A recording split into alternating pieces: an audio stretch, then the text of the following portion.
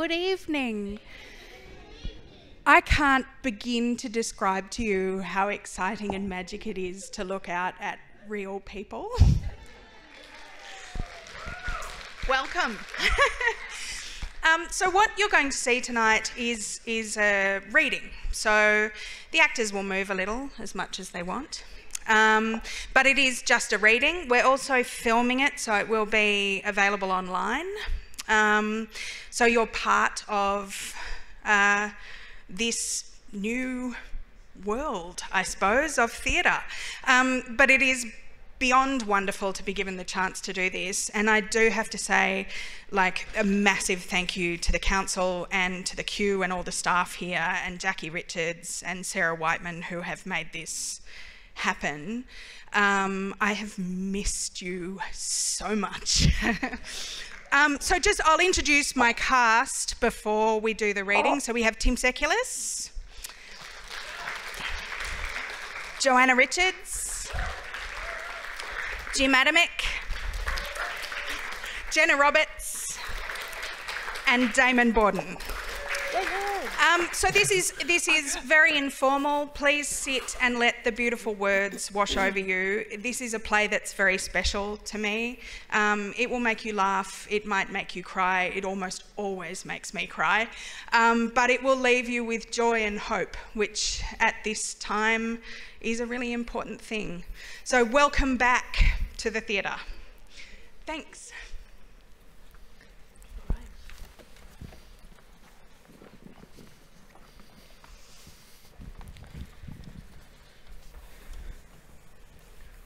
Scene 1, Beane's apartment. In a small, spare studio apartment, Beane sits at a wooden table. He wears an overcoat. The apartment is cold. The walls, once white, are grey and stained. They are unadorned. The room is lit by a single source, a standing lamp. Pause. The lamp dims. Beane notes the change. The lamp dims further. Pause. Beane crosses to the lamp, which stands next to a tattered armchair. He nudges the lamp. It dims further, as if in hostile response. He crosses to the wooden table and sits. The walls and ceiling converge on Beane's head. They move a couple of feet, perhaps.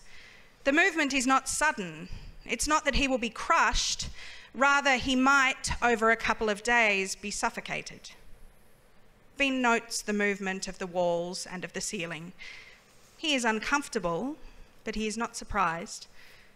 He accepts his shrinking, darkening world with a weary sigh. The light dims further. The walls move in another foot or so. Beane sits at a wooden table in his overcoat. Lights.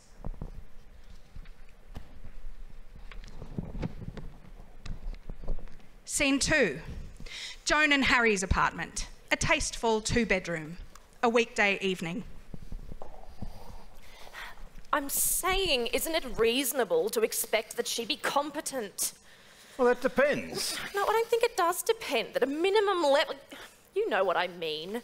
I ask that something be done. Can't there be one chance in 5 that it ends up being done? How old is she? I don't know. Or is she senile? Is she what? Maybe she's senile. You have to adjust your expectations. Harry, she's 20. Whoa. Whoa, she's 20. Or 30, somewhere in there. Hold on a second. What difference does it make? Oh, she's a child. Oh, horse shit. She's a baby. Please, you should see her. Yeah, can she vote? She's 27, Harry. She's an adult. Wine or a drink? A drink. Bourbon. Do we have bourbon? Wine then, fine. Wine. Please. She's an intern. She's an adult person. She's accountable. She lives with her parents. She does not live with her parents. Oh, you don't know that? I don't happen to. Is she an intern? That's not relevant. She's an intern. Call it what you will. You've fired another intern. If you ask a 9-year-old, will you staple this? I'll be back in 6 hours. Joe, you've fired another intern. I was forced to.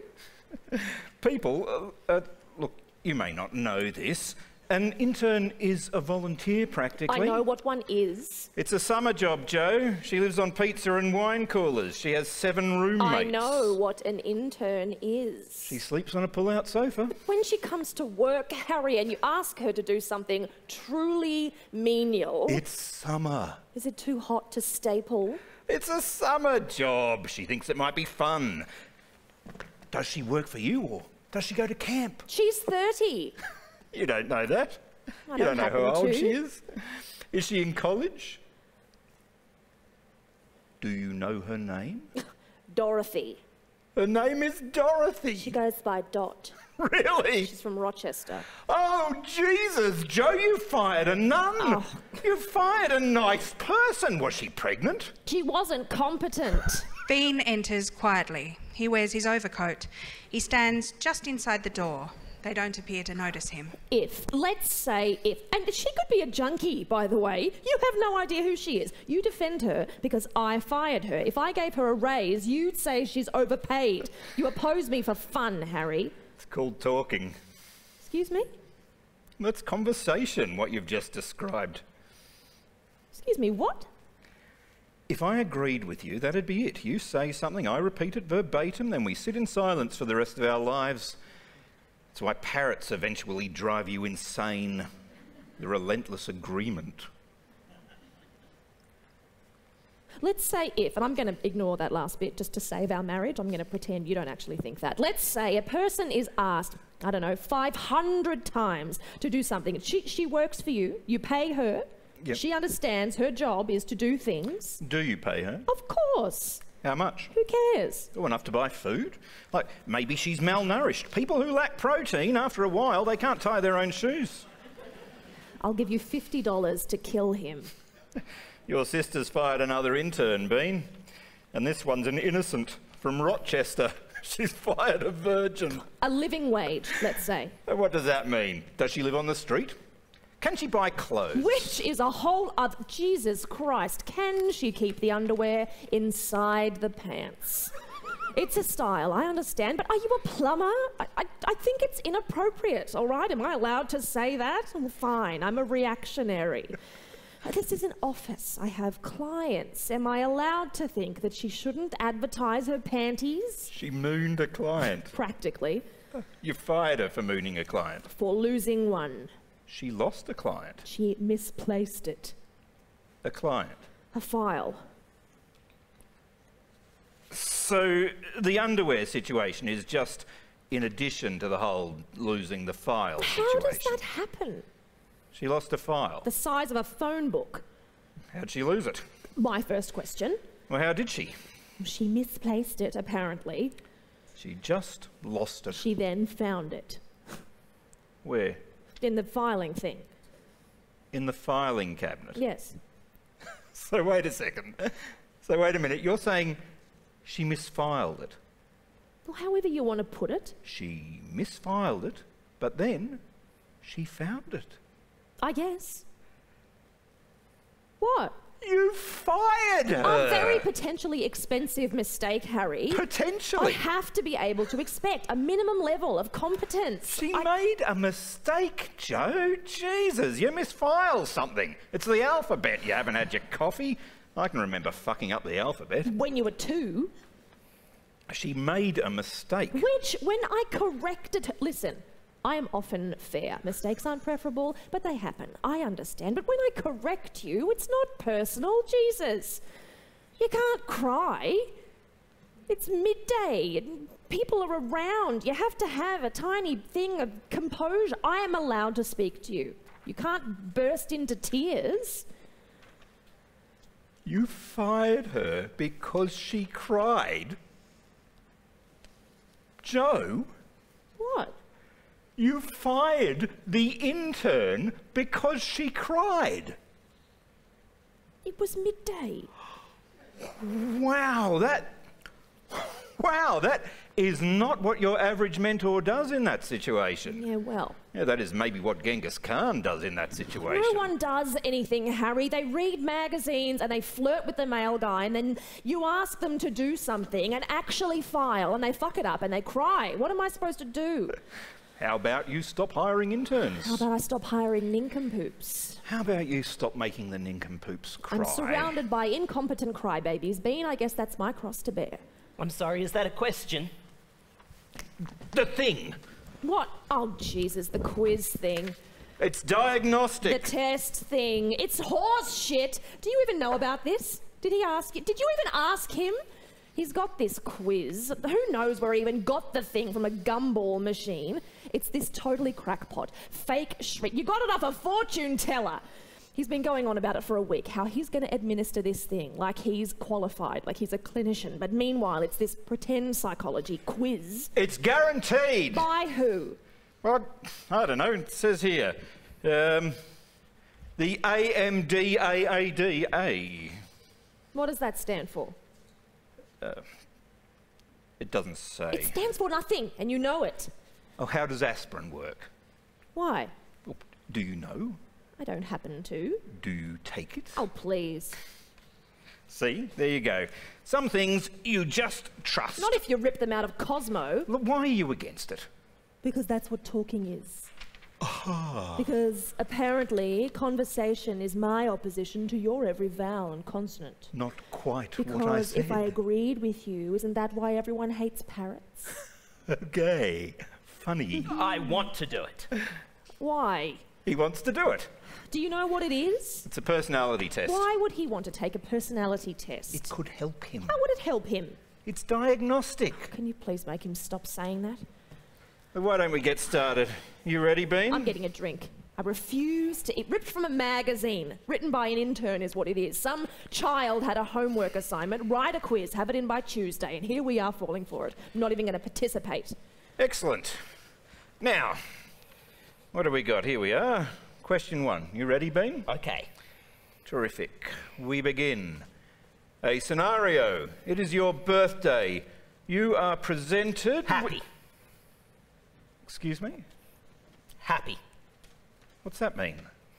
What does happy mean? I haven't read the question. You have to let him read you the whole question, Bean. Was that your answer? Happy? But you have to let him finish first. You have to find out what I'm actually asking. He understands. First, I ask the question, then you answer based on what I'm actually asking you. That seems fair. Right. It's a test. I see. You do. You do. Excellent. We proceed. Question 1. A scenario. It is your birthday. You are presented by your most beloved with a gift-wrapped box. Which of the following items do you wish is inside? A rainbow. Joe. I know. It's multiple choice. It's multiple choice. You must have taken tests. Bean, you have to let him read the whole question, even if it's pointless and fraudulent. Yes, thank you, Joe. That's helpful. Sure. First you hear the choices, Bean, and then from those you choose what you want to be in the box. Interesting. Right. Yes, it is. Now here we go. You wait for the choices. Now, item 1, a puppy. That seems fine. Bean, Christ, it is a multiple choice. You're going to hear 4 choices. Harry, if you yell at him, I will come over there and I will slap He you. won't let- If you yell at him again, if you raise your voice, I'm not kidding. Sorry. Okay. He won't let me read all 4 questions. Let him finish the question, please. And if he yells at you, I will hit him with my fist. Okay. Go ahead, Harry. Terrific. So, item 1 is a puppy. Item 2 is a songbird. Item 3, a bunny. And item 4 is a baby. A human baby? This is the question. They put a baby in a wrapped box? Apparently. Who would do such a thing? Your most beloved, it says, so I guess that would be friends and family. Is it alive? What sort of a question is that? I think we can assume it's alive, Bean. It can breathe. Yes. How? It has... I don't know, let's just assume, okay, that all the gifts are alive. Just to keep this from getting creepy, everyone's fine that the box has holes in the top. It's ventilated. How long has he been in there? The baby, like an hour. Not even a minute. We just wrapped him up this second. I just now put the lid on myself. Is there food? Yes, there is food and a blanket. And if it's the bunny, there's a little patch of grass. They like it in there, Beane. They are comfortable. They're comfortable in the box. Yes, they are. Are you sure? Yes, because if we're ever going to get to question 2 out of like 200 questions, if we're ever going to move on, you have to answer the question. You have to choose, Beane. Puppy, bird, bunny, baby. All right, which one do you want? I'm going to say the bird. The bird. Well, there you go then. That's item 2. Excellent. You see, is that so hard? Terrific. Now, That way, if it's dead, at least we didn't kill the baby. Beane. Birds die all the time. Beane. They fly into windows. The bird's not dead. It's in a wrapped box. There are holes in the top. The question didn't say that. It's implied. How is it implied? I think by killing the bird, you save the lives of the other 3. No, in fact, that is not what you do. What you do is you skew the test. You answer the question based on a morose assumption, so instead of now saying what you like, you've stated what you most want dead, which is the opposite of the question. So when the results come in, you'll have the opposite personality of the one he actually has. Harry, what did I tell you? He's giving opposite answers. What did I say about the yelling? You can't choose what you want to die, Joe. It skews the entire test. I have an appointment. Is it too much for him to answer the questions? Apparently. Can't we just try it where he doesn't base his answers on creepy assumptions about babies dying? I just remembered I have an appointment. Beane exits, closing the door behind him. What the hell? Harry?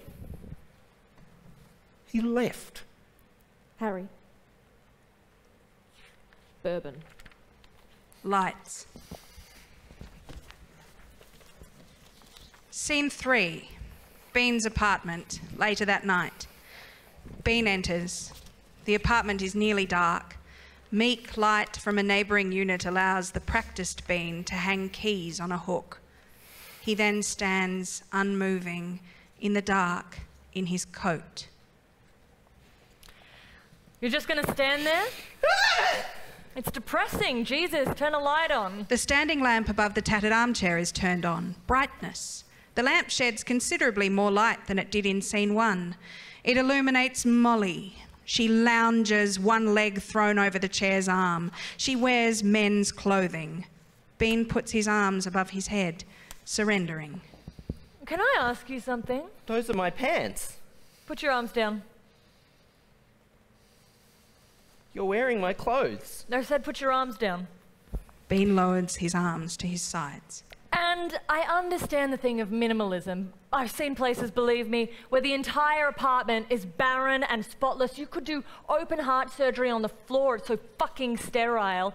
And they have this one perfect vase perched in the exact center of the room.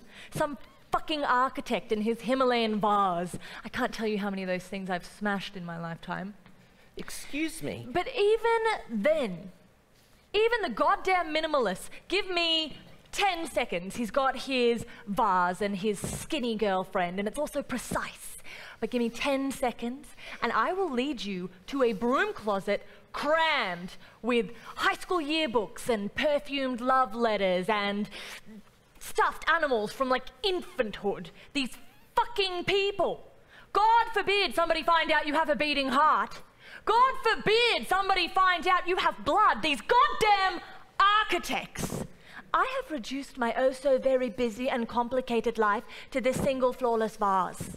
But mark my words, give me 8 seconds and I will lead you directly to a closet full of sentiment. Excuse me. But then you, can I ask you a question? What kind of life is this? Well, I think that's 2 questions. Look at this. Molly has a paper bag at her feet. She pulls forth Beane's meagre possessions. A cup, a hat, a hideously, look at this thing, it's the hair shirt of hats. Who would wear this? Gloves, half a tube of toothpaste, a toothbrush, a razor, 3 pairs of identical socks, the underwear, which ordinarily I'm not out here liberating briefs, but it's slim pickings, and a spoon. A single spoon. Can you explain this? It's a spoon? You don't have a fork. I use the spoon. You don't have a plate. I use the cup. You eat out of a cup? Sometimes. Who are you? Well, I was just about to ask you the same question. Where's your calendar? My calendar. Or a painting, anything, a picture. I guess there does seem to be a Do you have any relatives? I have a sister. Do you like her? In what way? There might be a picture. What's your name? What's your name, damn it? Do not make me ask you again. Beane. There might be a picture, Beane. A sign that you live here, that you exist on the planet. You might have acquired a plate. I have the cup. Are you a monk? No. Are you a musician? I work for the city. A rich person, this I've seen, and then there's that offshore account somewhere, bulging, but the guy lives on crumbs and dust. I don't have any money. Who are you? I don't know how to answer that. Where's your closet full of sentimental collections? I don't have one. Why not? I don't collect anything. You don't not only not collect anything. I don't have anything. This is what I'm saying. I figure I can just as easily eat out of the cup. That is not how people are. Oh. People go to Europe. They're 20, they're in love, they steal, I don't know, an ashtray from a cafe, and 15 years later, it's ugly, but I was in love, and I was in Paris. They keep the ashtray. I don't smoke. That's not the point! I guess I don't collect anything. I'm not sure you exist. What kind of criminal did you say you were again? A diary. I never kept one. A pen. I don't like pens. Everyone likes pens! Beane raises his arms once again, surrendering. People are given... Put your arms down. It's a person's fucking birthday. You give him a gift. Someone buys you a turtleneck. I don't know a lot of people. Your sister. She gives you sweaters, Beane, at least once a year. Don't you lie to me. I throw them out. Why? You throw them out. Your sister has a party. She gives you a gift, and on the way home, you throw it in the trash. It's still in the box, a perfectly decent sweater. Why do you do that? Beane pulls his wallet from his hip pocket, placing it carefully on the table between them. It's got $16. Why'd you do that? My general rule is whoever has you at gunpoint, you give them your wallet. Beane, I don't have a gun. I think a person can have you at gunpoint whether or not they have a gun or not. Have it your way. Where's the sappy closet? There is none. Why? Tell me why! I think objects are deceptive. In what way? But sometimes a sweater tells you that you're visible when maybe that's not the case. The glasses and candlesticks tell you to expect a party, but in my experience, there's not a party. And I don't want to have a fork if it's going to lie to me. Why do you stand in the dark in your own house in your coat? Because the last time I turned the lights on, it made it darker. Made it darker. And smaller. Turning the lights on did this. Maybe it didn't cause it, but it made it hard not to notice. Have you called the super?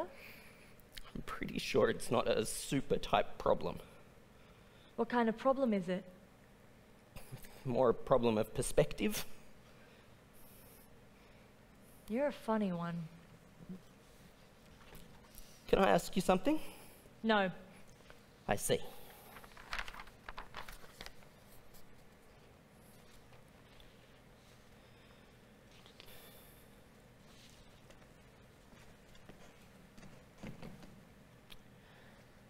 Give me the coat. My coat? Off with it now. Toss it over here. Beane removes his coat and throws it to her. Beane is revealed to be wearing an outfit identical to Molly's. Same pants, same shirt. Will you look at that? Twins. Donning the coat, then again with the finger gun pointing to the armchair. Come on. Sit here. Beane. Yeah? Tell me the truth. God's honest truth for a second. Okay. You eat out of a cup? I do, yeah.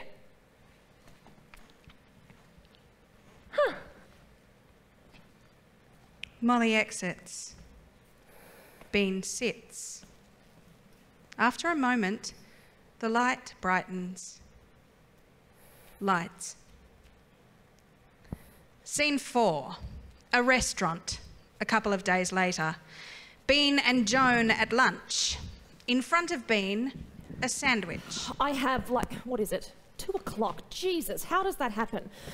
I have 4 minutes. I'm sorry. The new girl is a dimwit. I wouldn't be surprised if the place is on fire when I get back. I am a magnet for imbeciles. Remember that dog? What was our dog's name? Furry? Remember how Furry would come in from like 15 seconds outside and we'd spend the entire afternoon pulling ticks off her? That's me, with the imbeciles. I take a walk and there's a dozen of them just stuck in my hair. My entire life, I'm pulling them off me. I'm besieged by dipshits. But anyway, I'll be late, so she sets fire to the city. Fuck it. What was I saying? Oh, right. So, anyway, so Harry and I were talking the other night, after the dead bird thing, and we were thinking that it might be, what, wise if we looked into getting you some kind of professional, what do you call it, assistance. And look, I understand. Most of these people are quacks, but apparently Harry's friend knows a doctor who's supposed to be okay, apparently, and we thought you might just go and talk to this guy. Beane takes his first bite of the sandwich. It's awkward, I understand, but why don't we just say it's on a trial basis? You talk to the guy, and you see how you like it. Jesus Christ! Beane. This is delicious! Excuse me? You have to try this. Why? It's unbelievable! It's a turkey sandwich. Is this what those taste like? Pardon me? What they put in these things? Salad dressing? Excuse me? What are you doing? Can I have another one of these? Another turkey club? Did you make this? Did I personally? Beane? Do you want one? Make it 2. Don't do that, sorry. One's fine. Do you want a bite? Have you tasted this? The turkey club? Yeah. You want one? No, thank you. Oh, is it the meat? Is that what it is? It's the bread, right? The flour and it's the fucking fairy dust. What's your name? Bill? Hi. Hi. Have you worked here long? 3 months? Do you like it? It's okay. You hate it. I knew it. You despise it. Well, I do sort of hate it. How about quitting? Sorry? Have you thought about quitting? Beane! Just walk out right now. Don't even tell anyone. Just get out and go for a swim. I need the money. Oh, do you play an instrument? Whoa, okay. Excuse me, sorry. That's fine. Can I have a second with him here, please? Sure. Beane? What? Okay, first of all, let me just... I need to just figure... Beane. What is that? What's what? Smell that. Smell that. What is that? Oh, chrysanthemums. Are you drunk? No, there's a floating scent. Can you smell that? No. Is it me? I haven't had a chance to shower for a couple of days. Why? I lost my other clothes. What do you mean you lost them? In an incident. What kind of an incident? Shh, Joe, smell that. Where's that coming from? Is that you? It's you! Oh, fragrant sister! Doing? Get away from me! Oh, chrysanthemums! Oh, natural! Will you sit down? Oh, let me get another whip. Sit down. I am not kidding. You smell me again and I'm going to do something. So tell me, how are you? How's Harry? How's life? Let me smell your breath. Okay. What's it smell like? Turkey. Let me smell yours. No. Oh, come on, fair's fair. If you are a drug addict, if you are on narcotics, I am not joking, I am going to strangle you. Can I ask you a question? No. Do you know any songs by heart? You know what I should do? I should make you pee in this glass. Okay. So sit down! Here, try a bite of this sucker. I don't want a bite of your fucking sandwich. Okie If dokie. you sniff me again, if you offer me another bite of that thing, if you engage the waiter again, I am going to leap over this table. He seemed like a nice guy, I thought. Do not say that. Do not say someone seems like a nice guy, because this is what I'm talking about. That is not a thought you would have been. I will drag you kicking and screaming to a pharmacy and I will personally watch you pee and I will have it analysed. I'm not kidding. Excuse me. What do you want? The second sandwich, is that to go? I'd like to have it here, please. Okay. And I'm starving. Sure. and a beer, You'd like a beer? please. And a glass of tequila, And a beer? please, Bill. What kind of beer would you like? Bring me the biggest kind. I'll see what I can do. And Bill, Yes? I'd like a cupcake. That's enough. Excuse me. Go away. I understand. I apologise. We have something of a situation. Can you do me a favour? I'll overtip. Just go away. And don't come back. Fine. Now, Yes. Bean, Joan, what am I going to say to you? I'm not sure. I am going to say that if I had a straitjacket in my purse, I'd be wrestling you to the ground. If I carried mace, now would be the time. I quit my job. Fine, that's plenty. I'm calling Harry. I didn't like it. So what? All of a sudden I realised I didn't like doing it. Listen, It was really boring. you were employed. In a toll booth, Do you realise how late I am, by the way? I met someone. Joe? Not God. I'm hoping this isn't some conversion thing. I swear I will tell Mum. Joe? What? I think I met someone. Lights. Scene 5, Beane's apartment. Beane enters. The apartment is dark. The meek light from the neighbouring unit is out. Beane stands unmoving in the dark. He listens intensely for any sound, hoping. I hold my breath to try and hear you. I get dizzy trying to hear if you're here. So turn the light on, I realise, is the obvious thing. But what if I'm alone? You're easier to believe in with the lights off. We used to leave out cookies for Santa and a carrot. It seemed to work. He always came. If I left you an offering by the mantelpiece, would that bring you back to me? I don't have a cookie. I don't have anything. What if I left you my hand? If I chewed off my hand and left it out overnight on a plate by the mantel, would that bring you back to me? Do you know who I am? Holy shit! Molly switches on the standing lamp. It's bright. Molly wears Beane's shirt, pants and overcoat. Hi. Can I get you something? No. Okay. I will take something if I want it. I will help myself. There's, I guess, technically nothing. There's water, but no glasses. What's wrong with you? What do you mean? No one prays for my return, Beane. I'm not wished for. People buy guard dogs and move to the suburbs. People are scared of me. Why? Because I tie them up with phone cord and fucking tape their mouths shut. Because I steal their televisions and terrify their children. I'm glad you came back. How is that possible? I like you. I robbed you. I took everything you had and I sold it for $6. I bought a cheeseburger. I ate it standing up. I don't care. You should. Oh, I never liked any of that stuff. Do you understand who I am? The last one, the architect. I took his stereo. I ripped it out of his bookcase. It has no buttons, and it's also a satellite and a particle accelerator, and no decent person could possibly afford this object, and I am ripping it out of his bookcase. I've got my boot on the shelf for leverage. But then I noticed something. Hold on a minute. None of these books have been read. No cracked bindings, Beane.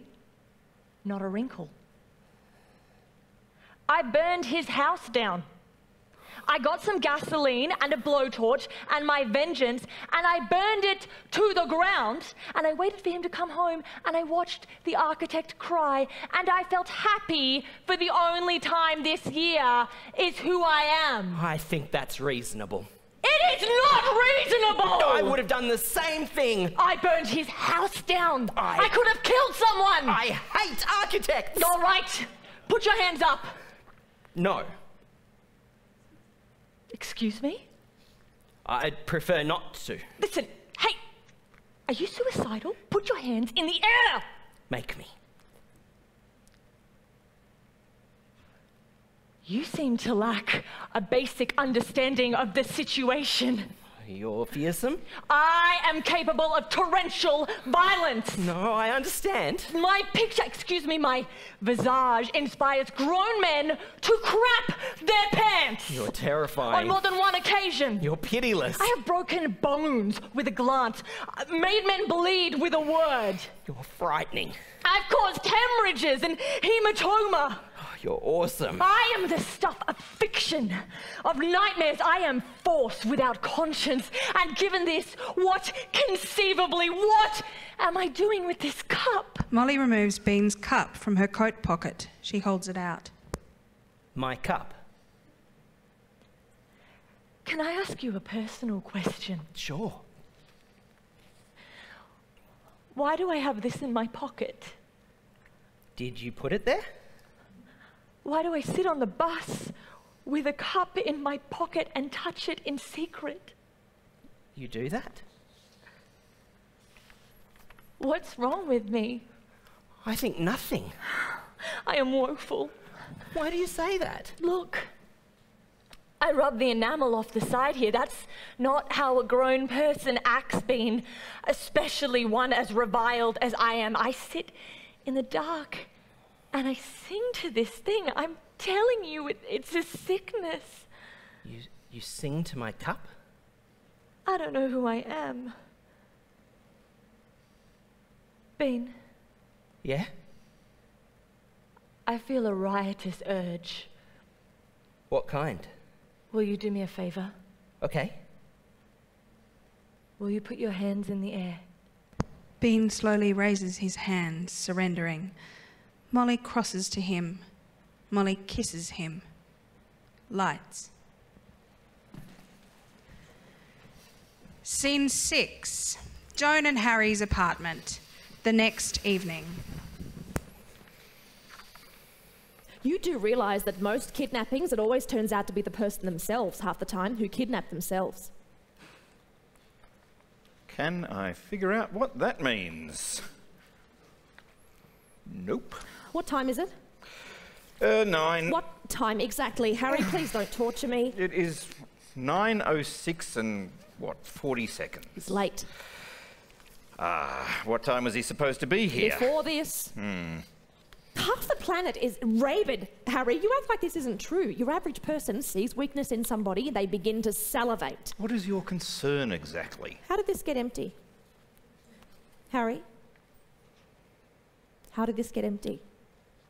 Evaporation? Or maybe you teased me with a smidgenly pour. Maybe you skimped. I'm exercising quality control. Well, don't. To the brim this time, seriously. You think she kidnapped him? I think people are evil. Oh, you do not.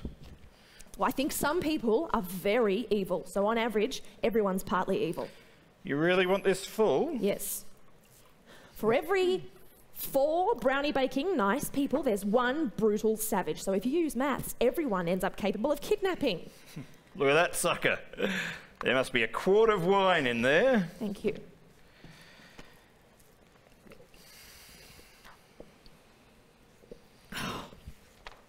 And plus, you might as well paint a target on the guy's forehead. I mean, if I was a psychopath, the first person I'm calling to, practice on is my brother. You think she's torturing him? What time is it? 10 after. Harry, please, what time is it exactly? It is 8 after and 23 seconds. Thank you. Jesus. Because, who is she, for one thing? Well, who is she, actually? Who knows? He wouldn't tell you. He's gone loony. Try getting a fact out of him, I dare you. If he ever gets here, what time is it? Joe. Harry, please, come on, just tell me what time it is. I just can't do it, Joe, honestly. I cannot look at the watch again. That's fair. I think there has to be a limit. No, I understand. Thank you. I'll check the stove. What's her name? Molly. Molly what? A reasonable question, right? Right? Not a prying question, not a snooping question. A reasonable, fucking everyday fucking question. He wouldn't tell you? Who knows if he even knows? So what does she do? Ha! She's a liberator. He said that. What does that mean? He said that. He screamed it. Is this before or after you fainted? I did not faint. Before or after you suddenly lost consciousness? I'm calling the police. Good idea. No, I am. I'm not kidding. Really? He's hours late, Harry. He could be chained to a radiator. Yeah, except that he's not. You don't know that? You are actually calling the police. She's pulling out his teeth with a pair of pliers for all we know. Hi, yeah, look, I need to report it. What's his face? What's the thing called? Ascension. You know what? I just realised I meant to dial a whole different... I meant to call a friend of mine, actually, who happens to be a cop, a police friend. So, sorry, I guess I got mixed up. Sorry, wrong number. Did you eat today? Harry, he's out of his mind. I'm thinking it runs in the family. You know what? You're an underminer. In times of serious instability is what you are, okay? Maybe he's happy. Wait till you see him. What? He's perky. Harry, listen closely. He was verbose. And? Harry? Well, you're just saying you never seen him like that? Never seen... When he was 12, have I told you this? This kid, Larry somebody, on the bus, apparently, for an entire year, this kid was poking Beane with a pencil. What? In the neck. Oh, come on. Peck, peck, peck, apparently. Larry somebody. For a year. In the neck? Never drawing blood, just sitting behind him, pecking him in the neck with a pencil.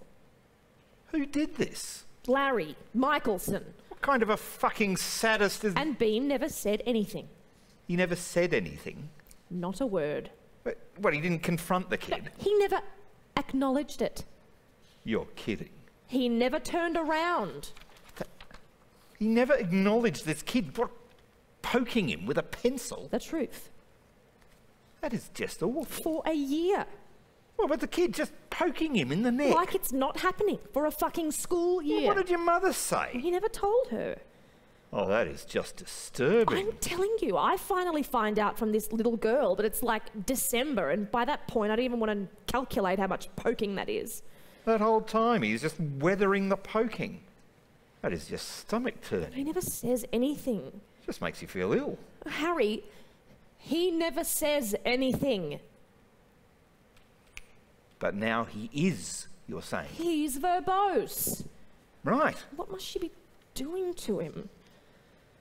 Are you sure there's a link between the pencil thing and this thing? Don't you undermine, Harry.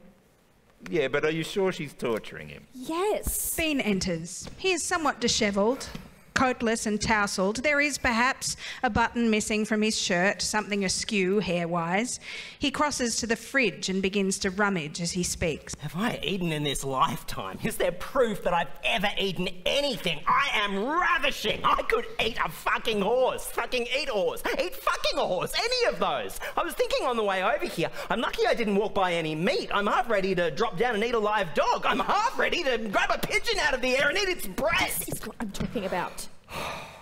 You hungry, Beane? I emancipated. How's that? Holding a carton of Chinese noodles. Can I eat this? Is there a fork? Then spying the bottle on the counter. Wine. I am a fool for wine, my friends. A foolish nit. Can I drink this? I was talking to somebody the other day about the redundancy of glassware, about the conspiracy, really, of the redundancy of just about everything. You know, you buy a glass thing to pour something from a glass thing into, when there you are with a glass thing. Cheers. Water repellents. You buy a raincoat when you are in fact already a water resistant thing. Like we're going to make a purchase that's going to improve on skin. My ass. I'll walk naked down the street and I'll show you something about water repellents. He then eats noodles from the carton with his hand. It's a conspiracy. The goddamn oligarchy that insists we buy things. Like, look at this here. You eat a noodle from a carton when you already are a noodle eating a noodle from a carton. It's foolish foods, my friends, when a noodle eats a noodle. You talk to him. How are you doing, Beane? Oh, fine. Hungry. Are you sure you don't want any of this? I'm getting a drink.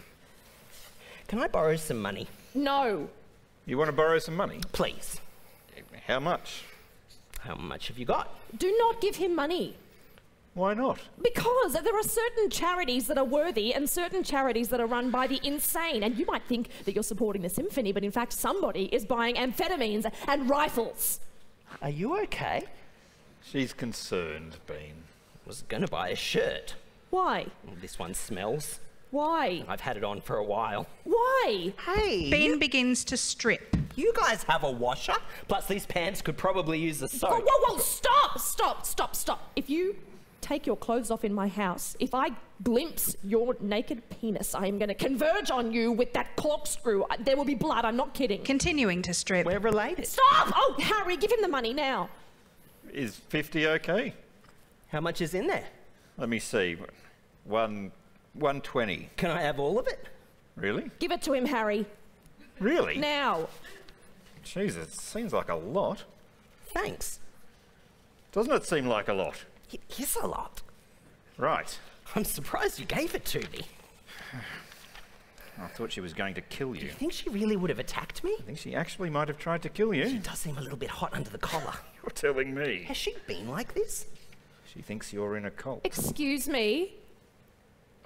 A cult. I can hear you. She says you've been verbose. Did she tell you about the fainting? I did not faint. You do seem a touch talkative, I have to concur. Touch talkative. Hey, Harry, Yes? can I tell you something? All right. Do you have a second? No, sure.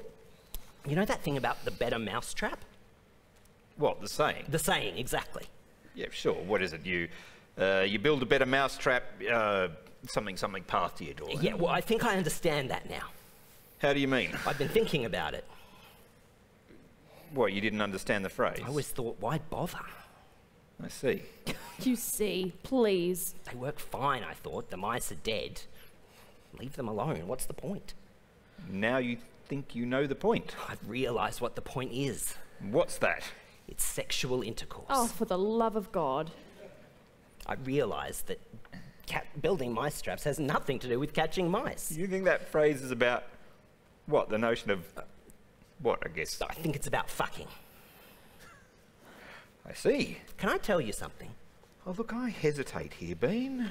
Skyscrapers? Skyscrapers. I thought, Jesus, leave the sky alone. I see. You do not see, Harry. Stop saying you see. That we should scrape the heavens. Who thinks like that? Could he be eating what I'm eating? I was sure there was a secret. These people must get more oxygen. They were fortified from birth. They somehow weren't embarrassed by themselves. Builders, you mean? All of them. Coopers, the whole group of them. Coopers. Oh, well, say you see now, smart guy. I saw all this living. People going to work and recreating, and I wonder if I can whip up the desire to eat. And I watched them from my apartment through my peephole. I watched them skipping down the hall, and I wondered what shoes they wore to make them want things so much. And when I went outside, I took the peephole with me. I stood behind my door and I watched them in the park. I didn't understand them, playing hopscotch and writing formulas, building ships from kits and going for walks. They scared me, Harry. I hid behind my door and I looked at them through a tiny hole. I couldn't imagine what made people so shameless. What secret ingredient makes people think things are possible? I don't know. It's sexual intercourse, Harry. The secret is fucking. All right, you know what, Bourbon? Hey, Harry, It's a hell of a theory there, Beane. can I ask you something personal? No.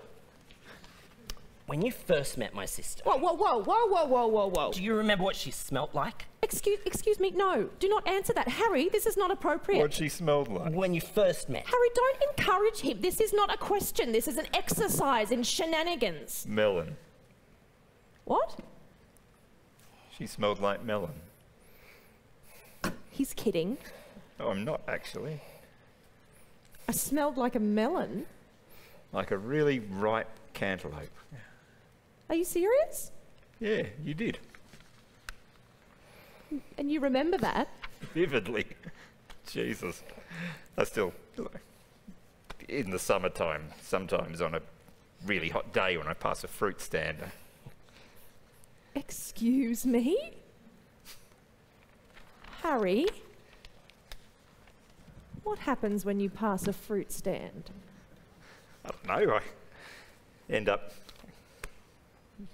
with a little bit of a situation in my pants. This is what I'm talking about! Harry? I can't believe I just admitted that. From a fruit stand? I can't believe I just said that. You get a situation from a fruit stand? Yes, I guess, or from a certain, I don't know, episode which the melon smell reminds me of. Harry, you rascal! Can we talk about this later? An episode? You scallywag, which episode? Build a better mousetrap!